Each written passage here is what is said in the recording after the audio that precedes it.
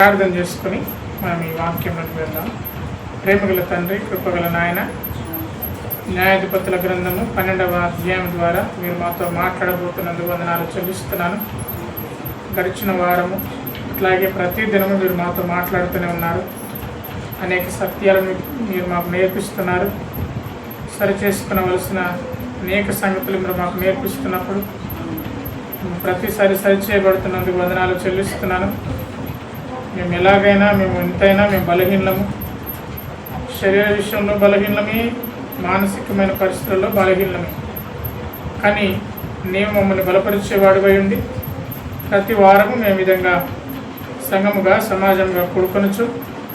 వచ్చిన కొద్దిమంది అయినా తండ్రి, నీవు ఏర్పరిచిన బిడ్డలు నీ సన్నిధికి వచ్చినప్పుడు నీవు వారితో మాట్లాడుతున్నందుకు వందనాలు చెల్లిస్తూ ఈరోజు కూడా మీరు మాట్లాడే దేవుడు ఉంటామని నమ్ముతూ యెఫ్తా జీవితంలో జరిగిన ఈ సంగతి ద్వారా మేము నేర్చుకోవాల్సిన ఆధ్యాత్మిక సంగతులను మేము నేర్చుకొని మేము సరి చేసుకోవాల్సిన విషయాలు ఏమైనా ఉంటే సరి చేసుకోవడానికి సహాయం చేయమని యేసు నామమున ప్రార్థిస్తున్నాను తండ్రి.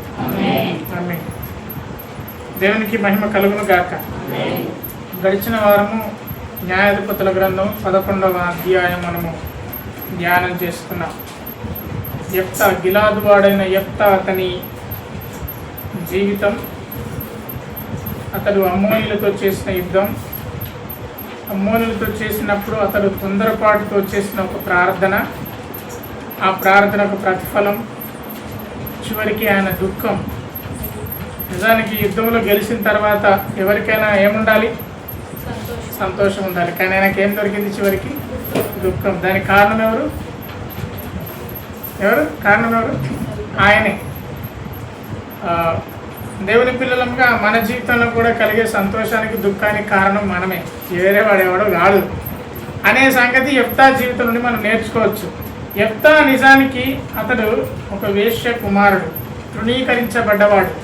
నిజానికి ఇశ్రాయేలు సంతతి వారిలో వేశ్య కుమారులు ఎవరు కూడా న్యాయాధిపతులైనది ఎవరు లేరు, ఈ ఒక్కరు తప్ప. ఆ ఒక వ్యక్తి యెఫ్తా. ఈ యెఫ్తా గిలాదు వాడు అంటే ఒక మనష్షే గోత్రానికి సంబంధించిన వ్యక్తి. గిలాదు అనే పట్టణపు వాడు. ఇతడు తిరుగుబోతులతో, రౌడీలతో, చిల్లర జనంతో సహవాసం చేసిన వ్యక్తి. ఎప్పుడైతే అతను అన్నదమ్ముల దగ్గర నుంచి వెళ్ళగొట్టారు, దేవుడు అతన్ని ఎన్నుకున్నాడు, దేవుడు అతన్ని పిలిచాడు. చివరికి గిలాదు పెద్దలే అమ్మోనీలతో వాళ్ళు హింస పొందుతున్నప్పుడు అమ్మోనీల నుండి కాపాడడానికి గిలాదు పెద్దలు ఎవరైతే అతన్ని వెళ్ళగొడతారో ఇంటి నుండి, మరలా వారే వెళ్ళి యెఫ్తాను తీసుకొని వస్తారు, రమ్మని బ్రతిమలాడతారు, ప్రధానులు చేస్తానంటారు. నిజానికి ఈ అధ్యాయం కంటే కొంచెం ముందు తూర్పు వైపున అమ్మోనీయులు, ఎడమ వైపున ఫిలిస్తీన్లు, వీరు యోర్దాను నది మధ్యలో ఉన్నారు. అటువైపు అమ్మోనీయులు, ఇటువైపు ఫిలిస్తీన్లు, రెండు వైపులు చితా కొట్టేస్తున్నారు. ఇప్పుడు అమ్మోనీయుల నుంచి విడిపించిన వ్యక్తి ఎవరు? యెఫ్తా. మరి ఫిలిస్తీన్లు ఉన్నారు కదా, ఆ ఫిలిస్తీన్ల నుంచి విడిపించే వ్యక్తే సామ్సోను. అది మనం ముందు చూస్తాం. ఇప్పుడు అమ్మోనీయులతో యుద్ధం చేయడానికి యెఫ్తాని మరి గిలాదు పెద్దలు పిలుస్తారు. మరి అతడు ఒప్పుకుంటాడు, వస్తాడు. దేవుని ఆత్మ అతని మీదకి వచ్చినప్పుడు అమ్మోనీల రాజునకు ఒక లెటర్ రాస్తాడు. లెటర్ రాసి, అయ్యా మీరు మా మీదకి యుద్ధానికి రావడానికి తగదు, ఇది మీకు మంచిది కాదు అని లెటర్ రాస్తే, లేదు మీరే మా ప్రాంతాన్ని ఆక్రమించుకున్నారు అని అమ్మోనీల రాజు మరలా యెఫ్తాకు రిటర్న్ లెటర్ రాస్తాడు.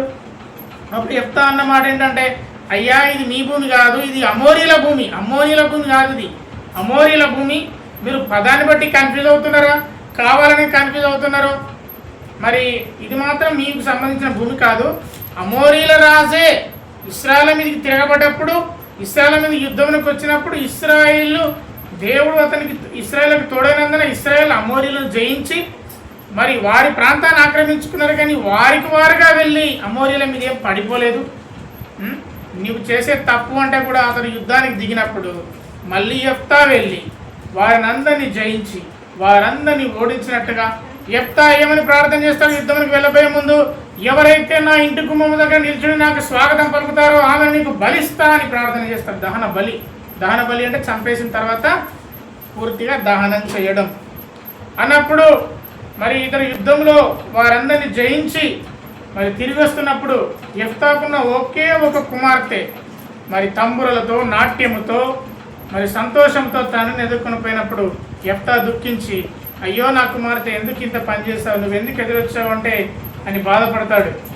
యెఫ్తా బాధపడిన తర్వాత కుమార్తె కూడా, నా తండ్రి నువ్వు బాధపడకు, నీవు దేవునికి ఇచ్చిన మాటను నేను నెరవేరుస్తాను, నేను నీవేం చేయాలనుకుంటే అలా చేయమని చెప్పి ఆమె 2 నెలలు కన్యత్వం కొరకు ప్రలాపించి, అంటే నాకు పెళ్లి కాకుండా చనిపోతున్న 2 నెలలు ఏడ్చి తండ్రి దగ్గరికి వచ్చినప్పుడు తండ్రి ఆమెకు తన మొక్కుబడి చొప్పున చేస్తాడు.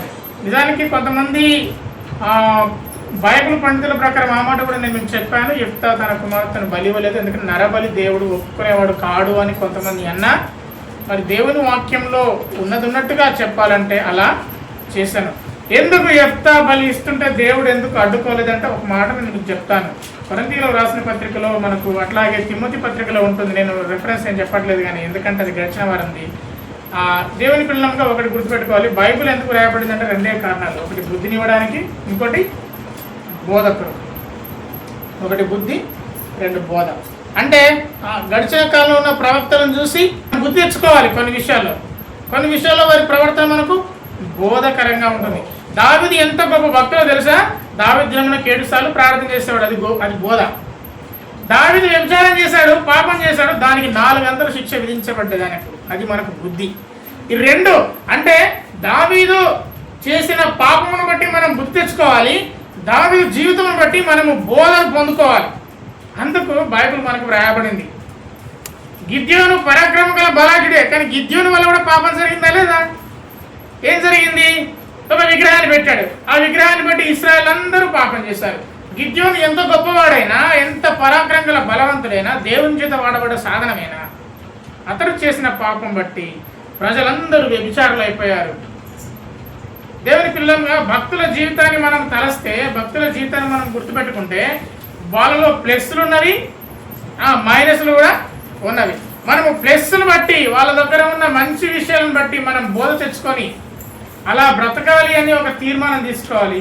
వాళ్ళు చేయకూడని పనుల నుండి మనం బుద్ధి తెచ్చుకొని మన ఉండకుండా మరి దేవుని సహాయాన్ని వేడుకోవాలి. మనల్ని మనం ఎల్లప్పుడూ దేవునికి సమర్పించుకునే వారంగా ఉండాలి. అందుకే రోమలకు రాసిన పత్రిక 12వ అధ్యాయంలో ఉంటుంది, మీ శరీరంలోనూ ఆయనకు సజీవ యాగముగా సమర్పించుకోండి. ఎలా మనం సమర్పించుకుంటాం? సజీవ బ్రతికుండంగానే ఆయనకు మనం సబ్మిట్ అవ్వాలి. ఆయనకు సమర్పించుకున్నప్పుడు, ఆయన చేతిలో మనం వెళ్తున్నప్పుడు మనం ఇటువంటి పాపంలో గుండా మనము వెళ్ళాం. చూడండి, దావీదు కన్ను నిన్ను తెలియకుండా, అంటే భక్తులను మనము తృణీకరించడం తులనడం అని కాను, కానీ ఒక నీతిమంతుడైన వ్యక్తిని చంపించడం ద్వారా, మరి ఆమె భార్య అందంగా ఉన్నదని ఆమెతో వ్యభిచారం చేయడం ద్వారా ఒక కుమారుడు పుట్టాడు. కానీ కుమారుడు బ్రతికి ఉన్నాడా? బ్రతికాడా? చనిపోయాడు.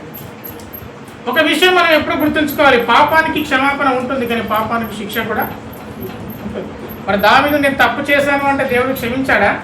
క్షమించాడు. కానీ నీవు చేసిన పాపానికి శిక్ష కూడా వచ్చింది. ఏమి శిక్ష వచ్చింది? 4 ఇంతల శిక్ష వచ్చింది. తన కుమారుడు చనిపోయాడు, తన కొడుకు దావీదుని తరిమేశాడు రాజ్యం నుండి. చెప్పడానికి చాలా ఇబ్బందికరమైన విషయం. తనకున్న 2 భార్యల పిల్లలు ఒకరికొకరు కొట్టుకున్నారు. సొంత చెల్లితోనే వ్యభిచారం చేశాడు. ఎంతేంటి? దావీదు చేసిన పాపమునకు వచ్చిన శిక్ష. మనం అందరం అనుకోవచ్చు, నేను పాపం చేస్తే దేవుడు క్షమించు అంటే క్షమాపణ పొందుకుంటావు, కానీ నీ పాపానికి శిక్ష మాత్రం తప్పించుకోలేవు. నువ్వు భక్తుల జీవితంలో ఎవరి జీవితాన్ని చూసినా వారు చేసిన ప్రతి దానికి శిక్ష అనుభవించారు. క్షమించు అనగానే వారి క్షమాపణ పొందుకున్న శిక్ష మాత్రం వారు తప్పించుకోలేకపోయారు. ఇశ్రాయేల్ గురించి చాలాసార్లు చెప్తాను కదా, ఇశ్రాయేల్ కూడా యోసేపును కష్టపెట్టుకున్నందుకు 400 సంవత్సరాలు బానిసగా బ్రతికారు. ఆ విధంగా మనము చేసే ప్రతి పాపానికి శిక్ష ఉంటుందని గ్రహించి పాపం నుండి దూరంగా పారిపోవాలి. ఆమేన్. దేవునికి స్తోత్రం. Okay, right. ఇప్పుడు వచ్చిన మన పాయింట్ యెఫ్తా గురించి. ఇక్కడ మనం కొన్ని సంగతులు వింటున్నాం. యెఫ్తా తన కుమార్తెను మరి బలి ఇవ్వడం తర్వాత యెఫ్తా రాజ్యంలో మరి ఒక న్యాయాధిపతిగా ఉన్నాడు. న్యాయాధిపతిగా ఉన్న తర్వాత జరిగింది ఏంటంటే 12వ అధ్యాయం మొదటి వచనంలో ఎఫ్రాయిమీలు కూడుకొని, ఈ ఎఫ్రాయిమీలకు ఎప్పుడు పనిపాటు ఉండదేమో, అవునా? ఎఫ్రాయిమీలు ఉత్తర దిక్కునకు పోయి నీవు అమ్మోనితో యుద్ధం చేయనప్పుడు నీవు మమ్మును ఎందుకు పిలవలేదు? ఇదే మాట ఈ ఎఫ్రాయిమీయులు మరొకరితో అన్నాడు. గుర్తుందా మీకు? ఎవరితో అన్నాడు? యుద్ధం పోయినప్పుడు మిద్యానులతో ఒక వ్యక్తి యుద్ధమునకు పోయి గెలిచినప్పుడు, ఆ సైన్యాధిపతులను చంపినప్పుడు ఎఫ్రాయిమీయులు మళ్ళీ వచ్చి నువ్వు మమ్మల్ని ఎందుకు పిలవలేదు? ఎవరితో అన్నాడు ఈ మాట? గిద్యోనుతో. న్యాయాధిపతుల గ్రంథం 8వ అధ్యాయంలో ఆ మాట మనకు కనబడుతుంది. గిద్యోను దగ్గరికి వచ్చి ఎఫ్రాయిములు అంటారు, మమ్మల్ని ఎందుకు పిలవలేదు నీ యుద్ధానికి పోతే? అప్పుడు గిద్యోను ఏమన్నాడు? అయ్యా, నేను మనషే గోత్రికుడిని, నువ్వు ఎఫ్రాయిం గోత్రికుడివి, నాకంటే నువ్వు గొప్పవాడు అయ్యా అని చెప్పి వాళ్ళని చల్లబరిచాడు. వింటున్నారా? నేను మనషే గోత్రికుడిని, నువ్వు ఎఫ్రాయిం గోత్రికుడివి, నాకంటే నువ్వు గొప్పవాడు కాదా అని చెప్పినప్పుడు వారు కొంచెం చల్లారారు. వారి కోపం కొంచెం చల్లారింది. అయితే ఇక్కడ యెఫ్తా దగ్గర ఆ విధంగా జరగలేదు. అన్నిసార్లు మనమే గెలుస్తామని లేదు, అన్నిసార్లు మన కోపానికి మనమే నిలబడతామని లేదు.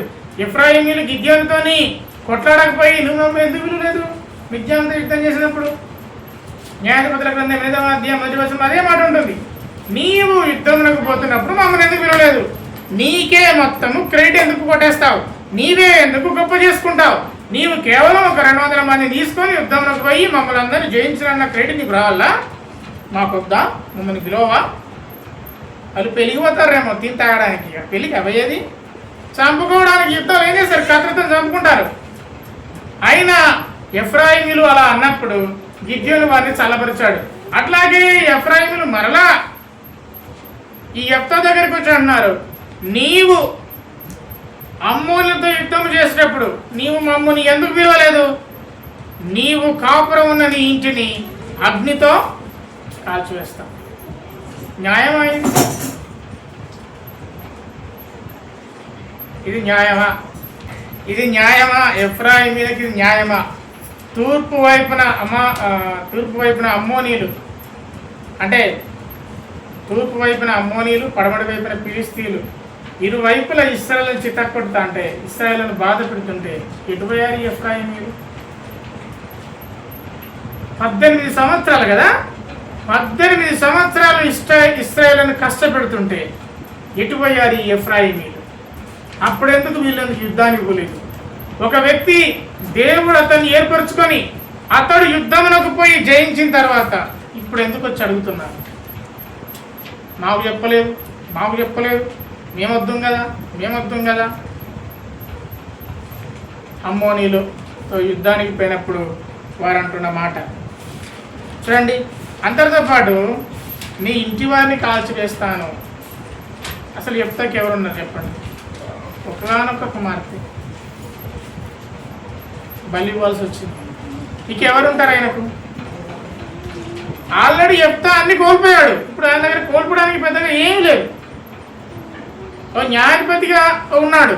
ఆయన కేవలం 6 సంవత్సరాలు మాత్రమే న్యాయాధిపతి. ఎన్ని సంవత్సరాలు? 6 సంవత్సరాలు. 6 సంవత్సరాల తర్వాత చనిపోయాడు. ఒక రకంగా ఆయన చావునకు దగ్గరున్న వ్యక్తే. అటువంటి ఆయన దగ్గరికి వచ్చి నీవు మమ్మల్ని ఎందుకు పిలవలేదు? నీవు నీ కాపురమున నీ ఇంటిని అగ్నితో కాల్చివేస్తాను అని యెఫ్తాతో అనగా. చూడండి 2వ వచనం చదువుతారా? 2వ వచనం చదువుతారా? యెఫ్తా అన్నాడు, నాకును నా జనులకును అమ్మోనీయులతో గొప్ప కలహం కలిగినప్పుడు నేను మిమ్మల్ని పిలిచాను, మీరు వారి చేతిలో నన్ను రక్షింపలేదు. నిజానికి ఆయన పిలిచింది కూడా లేదు. ఒక రెండు వైపులా ఆయన పిలిచాను అంటున్నాడు. కానీ ఒకవేళ వాక్యం మనకు తిరిగేస్తే ఎఫ్రాయిములను పిలవలేదు. ఆయన వాళ్ళు అన్యాయపు మాటే. యెఫ్తా కూడా ఒక రకంగా తప్పించుకునే ధోరణి. అయ్యా నేను కూడా మిమ్మల్ని పిలిచాను. మరేమంటున్నాడు ఇంకా? మీరు వారి చేతిలోని నన్ను రక్షింపలేదు, మీరు నన్ను రక్షింపకపోవుట నేను చూచి నా ప్రాణము అరచేతిలో ఉంచుకొని అమ్మోనీయులతో నేను యుద్ధం చేయబోతుని, అప్పుడు యెహోవా వారిని నా చేతికి అప్పగించినాడు. ఈయన కూడా తప్పించుకునేది. నిజానికి ఈయన కూడా ఏం పిలవలేదు. అలాగని ఈయన పిలవాలని దేవుడు యెఫ్తాతో చెప్పలేదు, నువ్వు ఫలానా వారిని పిలవాలని. దేవుని పిల్లంగా రాజ్యంలోకి ఆపద వచ్చింది. ఎవరు రావాలి? ఎవరు రావాలి? తాడిచెలులో మీ ఇంటి పక్కిళ్ళు అగ్ని ప్రమాదం జరిగింది. ఏం చేయాలి? 110కు ఫోన్ కొట్టి ఫైరింగ్ స్టేషనా సార్ నువ్వు రా అనేసరికి ఆ నీళ్ళు ఉంటుందా? కాలిపోదా? అంటే నీవు వెళ్ళి నీళ్ళు పోయావా? నిన్ను పిలిస్తేనే వచ్చి నీళ్ళు పోస్తావా? నీకు ఆ బాధ్యత లేదా? ఈయనేం పిలవలేదు.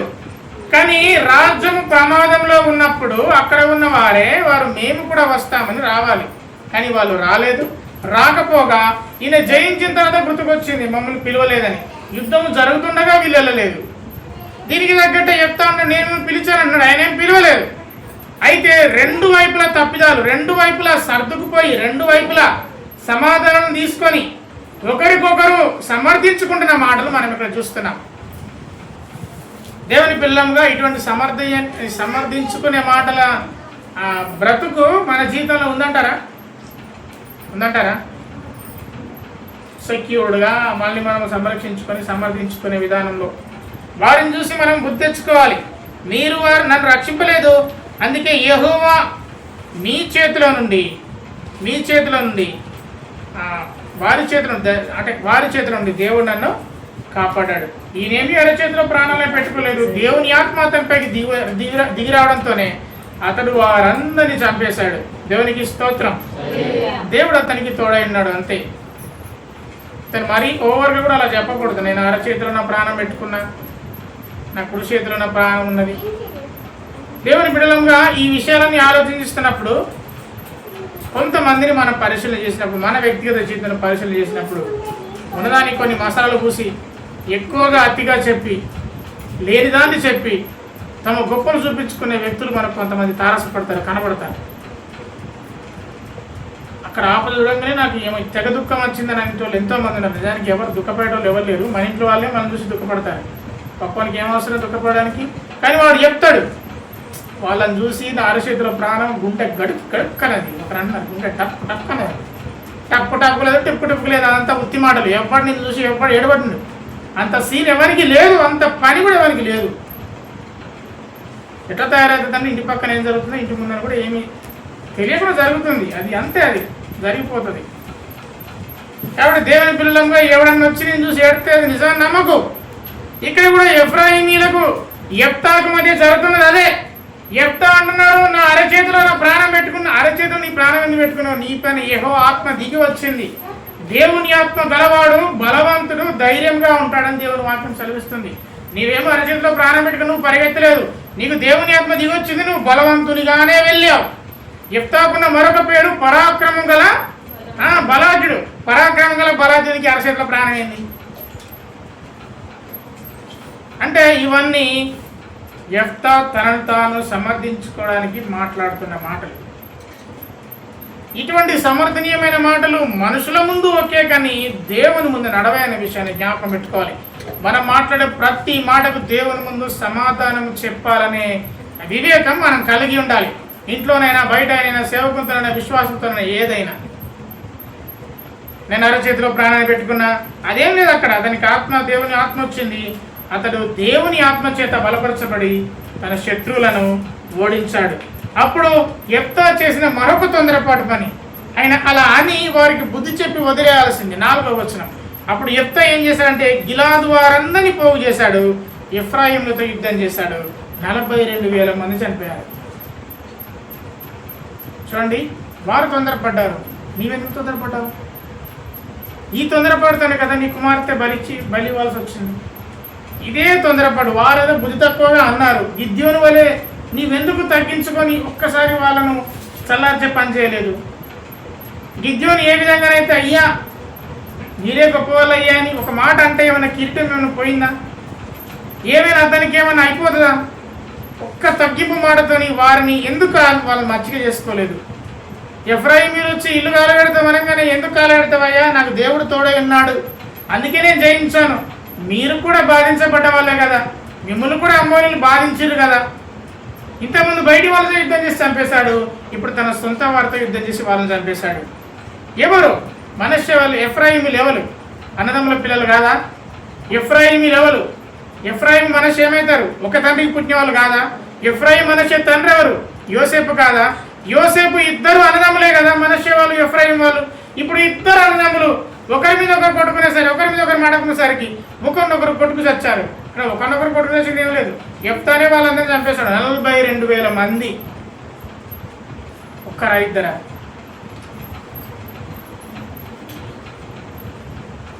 మన జీవితంలో కూడా తొందరపాటు నిర్ణయాలు పనికి రాదు. ఈ వాక్యంలో చూడండి, 42,000 మందిని చంపాడు యెఫ్తా. శత్రువులను చంపిండంటే దేవునికి స్తోత్రం, హల్లెలూయా అనొచ్చు. ఆయన చంపింది శత్రువులను కాదు. ఎవరిని? తన వారిని, తన అన్నగా తమ్ముని పిల్లలని. మనషే అన్నయ్య, ఎఫ్రాయిం తమ్ముని పిల్లలని. వాళ్ళన్న మాట ఏంటంటే, నీవు మమ్మల్ని ఎందుకు పిలవలేదు అని అన్న అయిపోయేది వారైనా. కానీ వాళ్ళు అలా అనలేదు. నీవు మమ్మల్ని ఎందుకు పిలవలేదు? నువ్వు మమ్మల్ని పిలవవా? నీవు మమ్మల్ని విడిపించావా? అయితే నీ ఇంటిని మొత్తం గాలి చేస్తావు. ఏమన్నాడు? నువ్వు నా ఇంటిని కాలుస్తావనంటావురా, నిన్నే చంపేస్తాను. అయిపోయారు 42,000 మంది. చూడండి, ఎఫ్రాయిముతో యుద్ధం చేయుటకు 5వ వచనంలో గిలాదు వారు యోర్దాను దాటి రేవులను పట్టుకొనగా పారిపోయిన ఎఫ్రాయిములు అందరూ పారిపోతాను. ఎవడో అన్నాడు పాపం, ఎవడో ఒకడు వచ్చాడు ఎఫ్రాయిమీయుడు, వాడు తొందరపాటే. చూడండి, తొందరపాటుతనం ఎంతగా మనిషిని ఎంతవరకు తీసుకుపోద్దంటే, ఒకడు ఈ యెఫ్తా పోయి ఎఫ్రాయిములందరినీ చంపేస్తున్నాడు. ఒక్క ఎఫ్రాయిముడు తప్పించుకున్నట్ట. తప్పించుకొని ఈ మనషే వాళ్ళ వచ్చాడు. ఎందుకు వచ్చాడు? ఒక నదిని దాటుతుంటే ఈ ఎఫ్రాయిముడు సైలెంట్గా ఉండొచ్చు కదా. జరగండి పక్క జరగండి అంటున్నాడంట. అక్కడ అదే అంటున్నాడు, అరే నువ్వు జరగమంటారు, నువ్వు మా వంతులు లేదు, నీ సంగతి ఏంద్రా, నువ్వు ఒకసారి సిబ్బోలేదని పలుకురా అన్నాడు. వాడికి సిబ్బోలేదని పలకరాలి, సిబ్బోలేదని పలికింది. అరే వీడు మనోడు కాదురా అని చెప్పి చంపేస్తాడు. సిబ్బోలేదనే పదానికి అర్థమే లేదు, గ్రీక్లో ఏం లేదు, లాటిన్లో ఏం లేదు. అదొక పదం, ఒక కష్టమైన పదం. తొందరపాటు. ఎఫ్రాయిములు తొందరపడి యెఫ్తా మీదకి వచ్చి చంపుదామని ఆలోచన చేసినప్పుడు రివర్స్ వాళ్ళకే అయింది. ఆయన మమ్మల్ని తప్పించలేంది, మేము యుద్ధంలో పాల్గొనలేకపోదుమా అన్నప్పుడు ఎఫ్రాయిమీలందరినీ యెఫ్తా చంపేశాడు. ఒక్కడు తప్పించుకొని వచ్చాడు, వాడు తొందరపాడే. వాడైనా సైలెంట్గా నెమ్మదిగా వివేకంతో తప్పించుకొని పోవచ్చు. వాడు ఉన్న వాళ్ళందరినీ గెలిపించేసి జరగండి అంటే, అరే నువ్వు మామ నీవు కాదురా, నీ పేరేంట్రా, నువ్వు ఎవడరా అంటే, ఇవన్నీ అంటే మరి సిబ్బోలేదని పలుకు అంటే పలకరా. చివరికి అతన్ని కూడా చంపేశారు. ఆ కాలంలో ఎఫ్రాయిములు 42,000 మంది చనిపోయారు. చూడండి, అసూయ వల్ల జరిగిన ఫలితం. ఈ యెఫ్తా మమ్మల్ని విడిపిస్తాడా, మేము మమ్మల్ని విడిపించుకోలేమా అని అసూయ వల్ల జరిగిన ఫలితం చివరికి 42,000 మంది మరణం. సామెతల గ్రంథం 14వ అధ్యాయము 30వ వచనం. భక్తుడైన సొలొమోను వ్రాసిన సామెతల గ్రంథం 14వ అధ్యాయము 30వ వచనం. సాత్వికమైన మనస్సు శరీరమునకు జీవము, మత్సరము ఎముకలకు కుళ్ళు. మత్సరం అంటే అర్థం ఏంటంటే అసూయతో కూడిన బ్రతుకు. ఇప్పుడు వీళ్ళు అసూయపడడం వల్ల చివరికి వాళ్ళే నష్టపోయారు. ఈ అసూయ ఎంత దూరం తీసుకెళ్తుందంటే మన మానసికమైన ఒత్తిడిలో, అంటే మనస్తత్వంగా మన మనసుతో ఒకవేళ అసూయతో ఉంటే అది మన శారీరక ఆరోగ్యాన్ని కూడా ప్రభావితం చేస్తుంది. నీవు ఎప్పుడైతే అసూయతో బ్రతుకుతావో నీ శరీరం కూడా బలహీనమైపోతుంది. అంటే నీ మానసికమైన పరిస్థితి నీ శరీరం పైన ప్రభావం చూపుతుంది. అందుకే సొలొమోను భక్తుడు అంటున్నాడు, సాత్వికంగా ఉండు, నీ శరీరానికి జీవం. నువ్వు సాత్వికంగా బ్రతికినావు అనుకో 10 రోజులు బ్రతికేవాడు ఇంకో 20 రోజులు బ్రతుకుతావు. అసూయతో బ్రతికేవనుకో 10 రోజులు బ్రతికేవాడు ఒక్కరోజు బ్రతుకుతావు అంటుంది. సాత్వికమైన మనసు శరీరానికి జీవం ఇస్తుంది. నువ్వు సాత్వికంగా ఎప్పుడైతే బ్రతుకుతావో నీ శరీరం ఆరోగ్యంగా ఉంటుంది. నీవు ఎప్పుడైతే అసూయతో బ్రతుకుతావో నీ ఎముకలకు కుళ్ళు. చూడండి, ఎముకలకు కుళ్ళు. ఆరోగ్యవంతులకు ఇదే నా శుభవార్త. మీకు రోగం కావాలంటే ఇతరులకున్న వాడిని చూసి వారిపైన అసూయపడితే సరిపోతుంది. తెల్లారి నువ్వు హాస్పిటల్కి వెళ్తావు. దేవుని బిడ్డలముగా, దేవుని పిల్లలముగా అసూయ మనకు ఉండకూడదు. అసూయ దూరంగా ఉండాలి. మత్సరం అంటే అసూయను మించి ఇతరులకు కలిగి ఉన్న వాటిని చూసి, ఇతరులకు దేవుడు ఇచ్చిన వాటిని చూసి మనం కులుకోకూడదు. నీకెంతో నీకు ఇచ్చాడు, నాకెంతో నాకు ఇచ్చాడు. నీకు ఇచ్చిన దాన్ని బట్టి నువ్వు దేవుని స్తుతించాలి తప్ప పక్కనకి ఇచ్చిన దాన్ని బట్టి నువ్వు అసూయపడకూడదు. నీకుండేది నీకున్నది, నాకుండేది నాకున్నది. దేవుడు నిన్ను ఎంతవరకు ఉంచాలో అంతవరకే ఉంచుతాడు, నన్ను ఎంతవరకు ఉంచాలో అంతవరకే ఉంచుతాడు. ఉన్నదాన్ని బట్టి సంతోషంగా సంతృప్తిగా దేవునికి కృతజ్ఞతాస్తుతులు చెల్లించుకుంటూ బ్రతకాలి తప్ప నీకు లేని వాటికి నువ్వు పరిగెడితే అది నీ శారీరక ఆరోగ్యాన్ని ఖరాబ్ చేస్తుంది. అందుకే దేవుడి ఆజ్ఞ, నీ పొరుగువాని ఏదియో ఆశింపకూడదు. ఏమేమి ఆశింపకూడదంట? నీ పొరుగువాని బర్రెను, ఎద్దును, గొడ్డును, నీ పొరుగువాని భార్యను, నీ పొరుగువానిది ఏదైనా ఆశింపకూడదు. ఆజ్ఞ అతిక్రమం పాపన ఫలితం మరణం. నీకు వెంటనే సంభవించకపోవచ్చు, కానీ కుళ్ళుకొని వస్తావు. అందుకే ఇక్కడ వాక్యం ఏం చెప్తుందంటే, మత్సరము ఎముకలకు కుళ్ళు. నీ ఎముకలు కుళ్ళిపోవడానికి కారణం ఏంటో తెలుసా? మత్సరమేమో. నీకున్న అనారోగ్యానికి కారణం ఒకవేళ నీ మత్సరమేనా? సామెతల గ్రంథము 27వ అధ్యాయం 4వ వచనం. సామెతల గ్రంథం 27వ అధ్యాయం 4వ వచనం. క్రోధము క్రూరమైనది, కోపము క్రూరమైనది, వరద వల్లే కోర్లున్నది. రోషం ఎదుట ఎవడు నిలవగలడు. అలానే జరిగింది నిజానికి. వాళ్లకు మరి యెఫ్తా మీద ఎందుకు కోపం వచ్చింది? కుటుంబాన్ని మొత్తము కాలబెట్టి చంపేసేంత కోపం ఎందుకు? వాళ్ళకు అంత కోపం ఎందుకు? చెప్పండి, ఎక్కడి నుంచి వచ్చింది? దీని మూలం ఎక్కడ? ఇప్పుడు యెఫ్తా అనే వ్యక్తి వాళ్ళను విడిపించి వాళ్ళకు స్వతంత్రం ఇచ్చిన వాడే కదా. ఎందుకు కోపం వచ్చింది ఎఫ్రాయిమీలకు? అసూయ. చెప్పండి, అసూయ. ఆ అసూయ వల్ల యెఫ్తా ఏంటి? మేము కూడా వెళ్తాం, మేము కూడా జయిస్తాం. కానీ ఇప్పుడు పేరు ఎవరికి వచ్చింది? యెఫ్తాకు వచ్చింది. యెఫ్తాకు వచ్చిన పేరును బట్టి వీరికి మత్సరం వచ్చింది, అసూయ కలిగింది. చివరికి దాని ఫలితం ఏంటి? వాళ్ళే చెప్పండి చచ్చిపోయారు. వాళ్ళే చచ్చిపోయారు. ఎవరైనా అసూయ ఉన్న వాళ్ళని చూస్తే మనం వాళ్ళకి బుద్ధి చెప్పడం అవసరం లేదు. వాడే చచ్చిపోతారు, వాడే అసూయతారు. ఎముకలకు అది కుళ్ళు. ఎముకలు కనుక బలహీనమైపోతే, ఎముకలు కనుక సరిగా లేకపోతే మన రక్తం కూడా ఎముకల్లో తయారవుతుంది కదా, అవునా కదా? ఎక్కడ తయారయ్యేది? దాన్ని ఏమంటారు? మజ్జ అంటారు దాన్ని, బోన్ మ్యారో. కాబట్టి మన ఎముకలు బలంగా ఉండాలంటే మత్సరమును వదిలేయాలి, అసూయను వదిలేయాలి. యేసు ప్రభువు వారిని యూదులు ఎందుకు అప్పగించారో తెలుసా? అదిగో చదువుతాం. మత్తయి సువార్త 27వ అధ్యాయము, మత్తయి సువార్త 27వ అధ్యాయము 18వ వచనం. చూసారా? మత్తయి సువార్త 27వ అధ్యాయము 18వ వచనం ఒకసారి చదువుతారా? అప్పుడు పిలాతు విడుదల చేయవాలని మీరు కోరుచున్నారు. జనసమూహంతో అంటున్నాడు, బరబ్బనా లేక క్రీస్తునబడిన యేసునా అని వారిని అడిగాను. ఏలైనగా వారు అసూయ చేత ఆయనను అప్పగించిరని అతడు ఎరిగి ఉండెను. ఎవరు అసూయ చేత అప్పగించారో తెలుసా? ప్రధాన యాజకులు, శాస్త్రులు, పరిసయ్యులు, ధనవంతులు యేసు ప్రభు వారి పైన అసూయ చేత యేసు ప్రభు వారిని అప్పగించి ఉన్నాడు. చివరికి రండి, వారి అసూయ ఎంత దూరం తీసుకెళ్ళిందంటే యేసు ప్రభు వారిని చంపాలి అనేంత కోరికతో. అసూయ ఒకవేళ మనలో కనుక అసూయ ఉంటే ఏం చేస్తుందో తెలుసా? మనకు అసూయ మన శరీరాన్ని చంపేస్తుంది, ఇతరుల చావును కూడా కోరుకుంటుంది. చూడండి, యేసు ప్రభు వారు ఏం తప్పు చేశాడని ఆయన పైన అసూయ, యేసు ప్రభు వారు ఏ అన్యాయం చేశాడని అతని పైన అసూయ. యేసు ప్రభు వారికి బిల్డింగ్స్ ఉన్నాయా? మనుష్య కుమారునికి తలవాల్చుకునే స్థలం కూడా లేదు.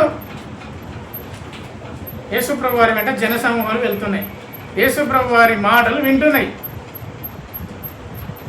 యేసుప్రభు వారికి ఫ్యాన్ ఫాలోయింగ్ ఎక్కువైపోతుంది, యేసుప్రభు వారిని అనుసరించే వాళ్ళు ఎక్కువైపోతున్నారు.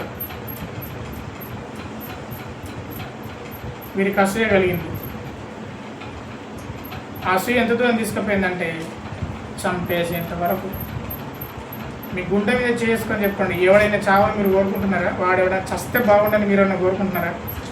అంటే మీరు అర్థం చేసుకోవాలి, మీ ఎముకలకు దగ్గర కాలం పట్టిందని అర్థం చేసుకోవాలి. ఎవరిపైన అసూయ ఎవరికైనా మీకుందా అంటే దేవుడు ఒకవేళ ఎవరినైనా ఆశీర్వదించి మరి ఒకవేళ మీకంటే ఉన్నతమైన స్థితిని కనుక దేవుడు వారికి ఇస్తే వారిపైన మీకు ఇంచు మందమైన అసూయ కలుగుతుందా? మీరు అర్థం చేసుకోవాలి, అది మీ అనారోగ్యానికి కారణమవుతుంది. యేసుప్రభు వారిని చూసి అసూయపడి శాస్త్రులు, పరిసయ్యులు, ప్రధాన యాజకులు ఆయన పైన దొంగ సాక్ష్యాలు పుట్టించారు. ఒక బందిపోటు దొంగ అయిన బందిపోటు దొంగలు ఏం చేస్తారు? దోచుకుంటారు. నీ ఇంటిని దోచుకుంటారు, నా ఇంటిని దోచుకుంటారు. బందిపోటు దొంగనైనా విడిపించాలని ఆశపడ్డారు, కానీ యేసుప్రభు వారిని విడిపించాలని ఎవ్వరు కూడా అనుకోలేదు. దాని అంతటికి కారణం ఒకటే, అసూయ. అసూయ నీ ఎముకలను బలహీనం చేస్తుంది. ఆ అసూయే 42,000 మంది చనిపోవడానికి కారణమైంది. ఆ అసూయే యేసుప్రభు వారిని అప్పగించడానికి, యేసుప్రభు వారి పైన దొంగ సాక్ష్యం పుట్టించడానికి కారణమైంది. ఆ అసూయ ద్వారా నీ ఎముకలకు చెప్పండి, నీ ఎముకలకు అనారోగ్యం. అదే నీవు కనుక సాత్వికమైన మనసును కలిగి ఉంటే అది నీకు జీవం. యేసులో జీవం ఉండెను, ఆయనలో జీవం ఉండెను.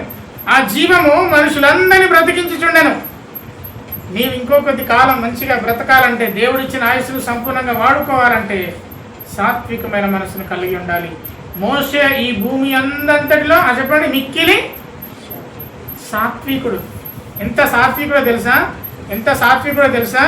ఇశ్రాయేల్ అందరూ వచ్చి నాకు మాంసం కావాలి, మాకు బిర్యానీ కావాలన్నా దేవునికే, తండ్రి అయిన దేవునికే కోపం వచ్చి, ఓ మోషే నువ్వు పక్కకు జరుగు, వాళ్ళందరినీ చంపి చావకూడదు అంటే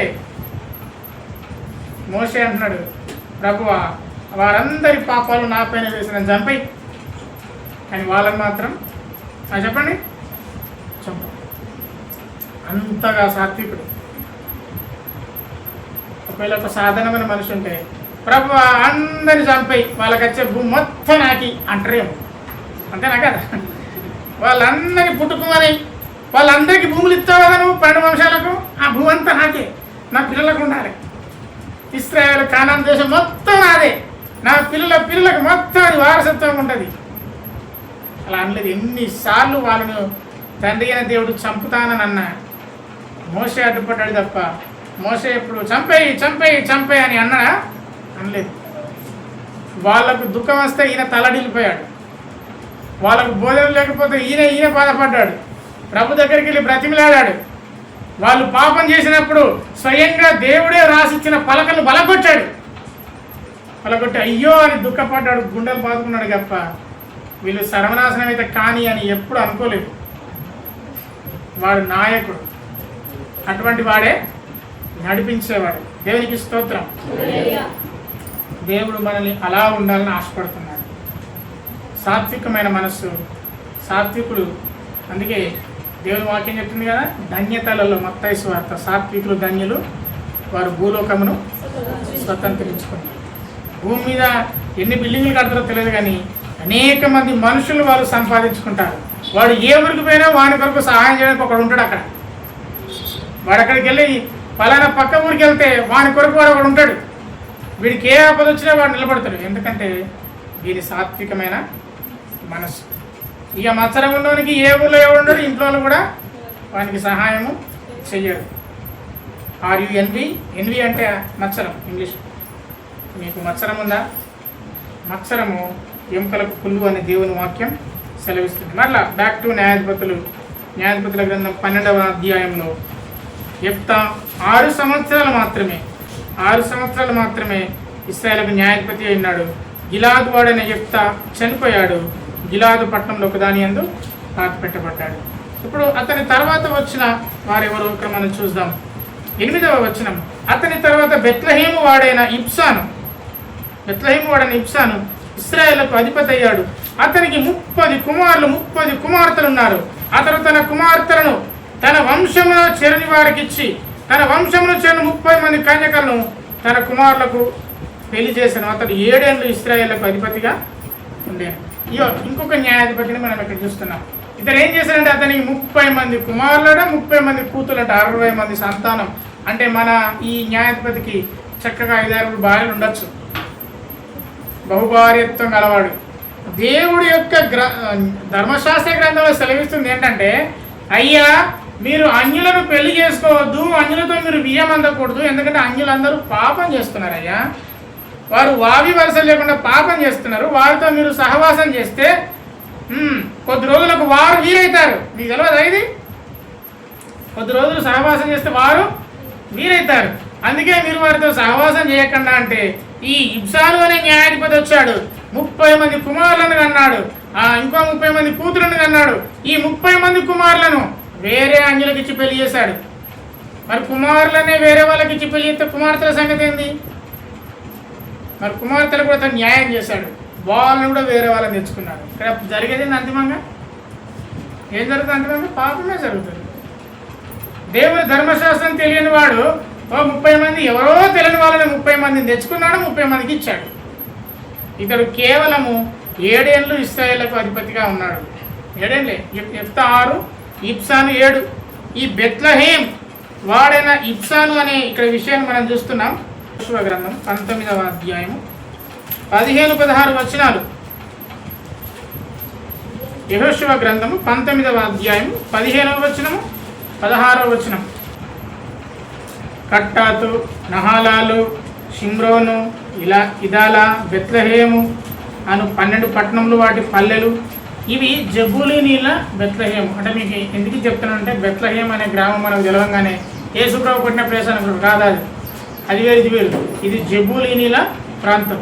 మరి యేసుప్రభు పుట్టిన ప్రాంతం ఏంటిది? యూదాయనున్న బెత్లెహేం. ఇది జబూలూను దగ్గర ఉన్న బెత్లెహేం. యేసుప్రభు పుట్టిన ప్లేస్ కాదు. యూదాయలో ఉన్న ప్రాంతమైన బెత్లెహేం యేసుప్రభు జన్మించిన స్థలం.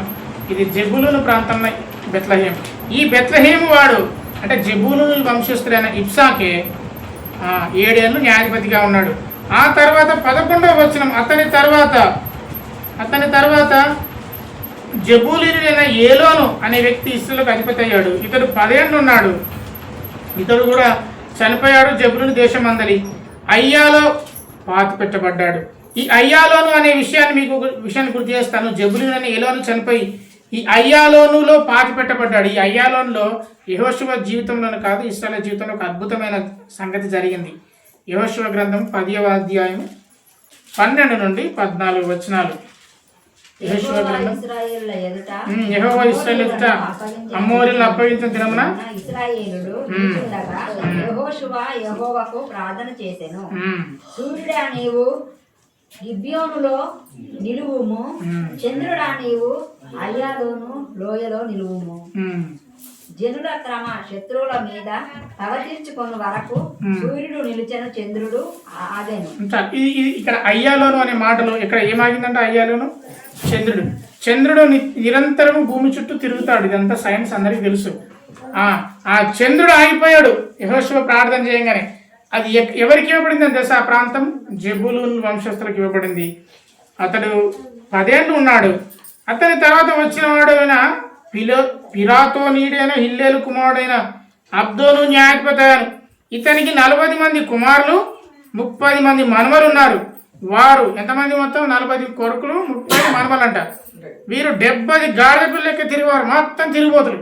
చూడండి, పండిత పుత్ర,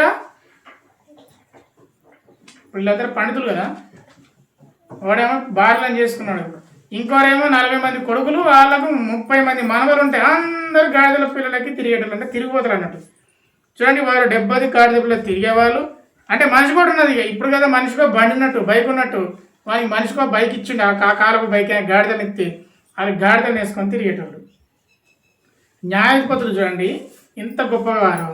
న్యాయాధిపతుల పిల్ల చూడండి ఎంత మూర్ఖులో. వాళ్ళు అతడు 8 ఏళ్ళు న్యాయాధిపతిగా ఉన్నాడు. ఆ తర్వాత అతడు కూడా చనిపోయాడు. ఎఫ్రాయిము దేశం అందరి అమాలేకుల మన్యంలో ఉన్న పిరాతోనులో పాతి పెట్టబడను. చూడండి, ఇంతవరకు అధ్యాయం ముగిసింది. మన వాక్యం కూడా ముగించబడింది. దేవునికి స్తోత్రం. చూడండి, ఈ అధ్యాయం నుంచి మనం నేర్చుకున్న సంగతులు వెనకలు చెప్తాను. న్యాయాధిపతులు ఎలా ఉన్నారు? దేవుడు ఒక 12 గోత్రికుల వారికి 10 లక్షల మందికి తీర్పు తీర్చే న్యాయాధిపతుల పిల్లలు తిరుగుబోతులై తిరుగుతున్నారు.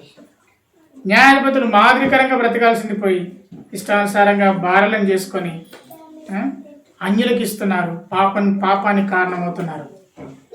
అట్లాగే యెఫ్తా జీవితం నుండి మనం నేర్చుకోవాల్సినవి, ఎఫ్రాయిమీలకున్న తొందరపాటు, అసూయ వల్ల చివరికి వారే నష్టపోయారు.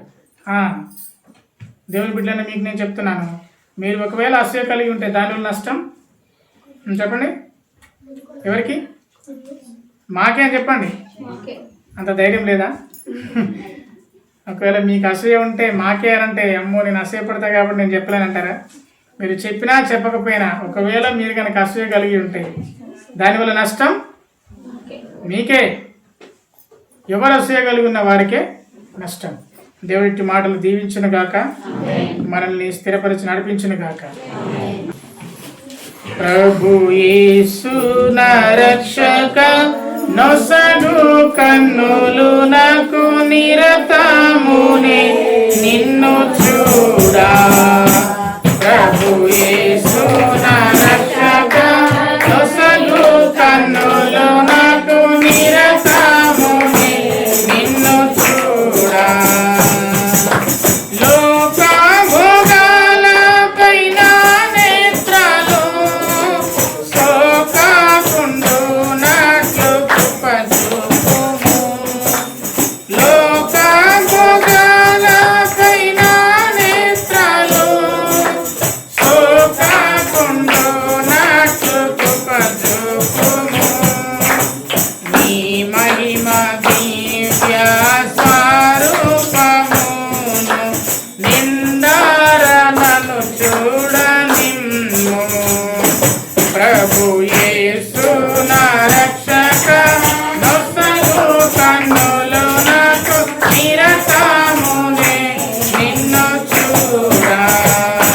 ప్రభు యేసు